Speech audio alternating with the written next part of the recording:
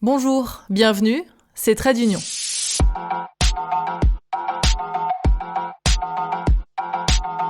Vous faites partie de ceux pour qui l'Union européenne est hors sol, bureaucratique et ennuyeuse. Je vais tenter de vous prouver le contraire. Dans un précédent épisode, je vous racontais la venue du commandant Massoud au Parlement européen au printemps 2001, quelques mois à peine avant son assassinat. C'est Nicole Fontaine, la présidente du Parlement à l'époque, qui avait eu l'idée de cette invitation visionnaire. Car Massoud, à ce moment-là, était en lutte contre les talibans et il était isolé sur la scène internationale.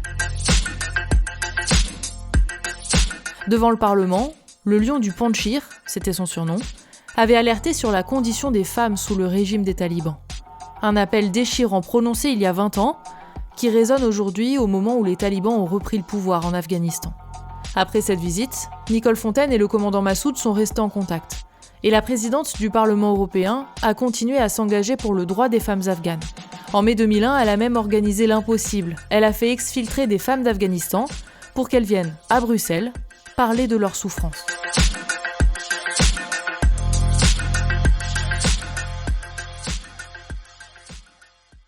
Tout se déroule le 1er mai 2001. Certains sont dans les rues pour célébrer la fête du travail. 3 femmes, qui elles n'ont pas le droit de travailler dans leur pays, arrivent au Parlement européen à Bruxelles. Elles ont été sorties clandestinement d'Afghanistan pour témoigner. On est des incultes, on a des choses à vous dire. Nicole Fontaine, blonde, mince, en tailleur beige, les accueille. Soyez les bienvenus. Et ça contraste avec ces 3 femmes couvertes de la tête aux pieds.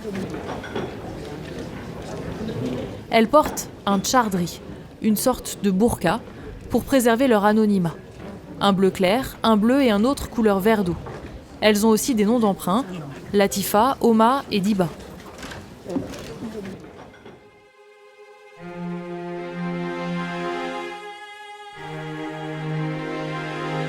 Les 3 femmes grimpent les marches jusqu'à la tribune devant le Parlement, et puis elles racontent.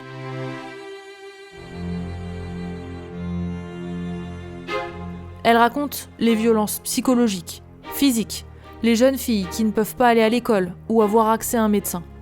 Elles veulent demander des comptes aussi. Elles sont accompagnées d'une interprète.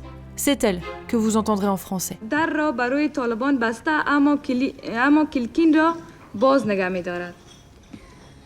Pour nous, c'est la fin du monde aujourd'hui. On est enfermé de l'intérieur et même la fenêtre vers l'extérieur est fermée. On a même de l'intérieur, on n'a aucune vision de ce qui se passe à l'extérieur. Et la seule chose qu'on a, c'est que ces représentants de ces criminels, aujourd'hui, sont considérés comme des gens avec qui on peut dialoguer.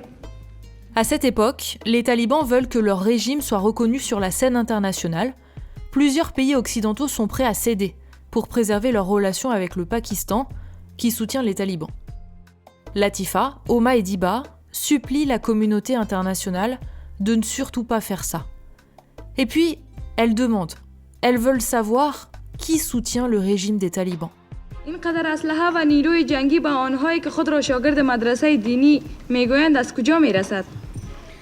Répondez-nous, je veux apporter la réponse. D'où sort tout ce pouvoir des talibans, les armes qu'ils ont aujourd'hui pour nous tuer, l'argent qu'ils ont aujourd'hui pour nous massacrer et le pouvoir qu'ils ont, d'où vient ce pouvoir ? و قطعا ما در طول این 5 سال نه کدام دکتر داشتیم نه انجینیر نه نرس و نه معلم داشتیم. Aujourd'hui, on essaye d'apporter un minimum à ces enfants, à la nouvelle génération qui, depuis 5 ans, ne connaissent aucune éducation.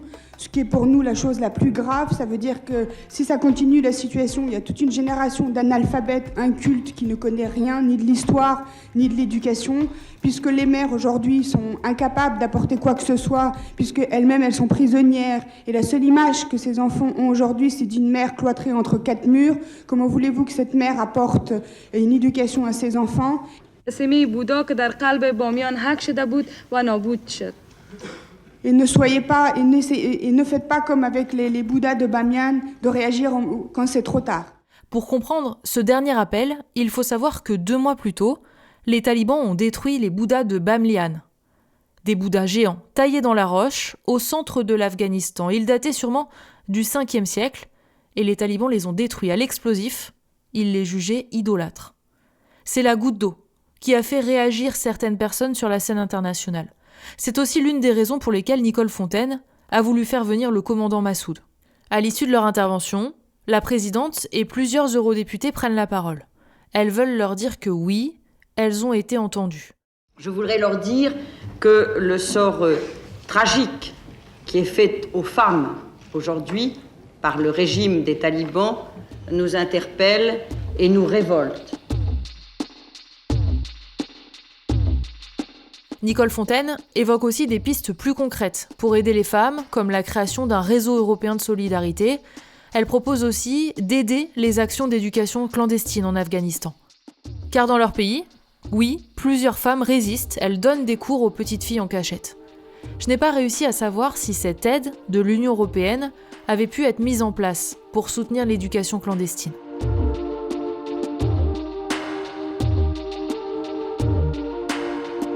Cet épisode touche à sa fin. Merci au Parlement européen de m'avoir transmis ces documents et de m'avoir permis de vous les faire partager. Il me semblait important d'écouter ces témoignages qui résonnent de manière singulière au moment où les talibans sont de retour au pouvoir. Merci à tous pour votre écoute. N'hésitez pas à noter l'épisode, à en parler autour de vous ou à suivre le compte Twitter _pod pour connaître la date de diffusion des prochains épisodes. À bientôt!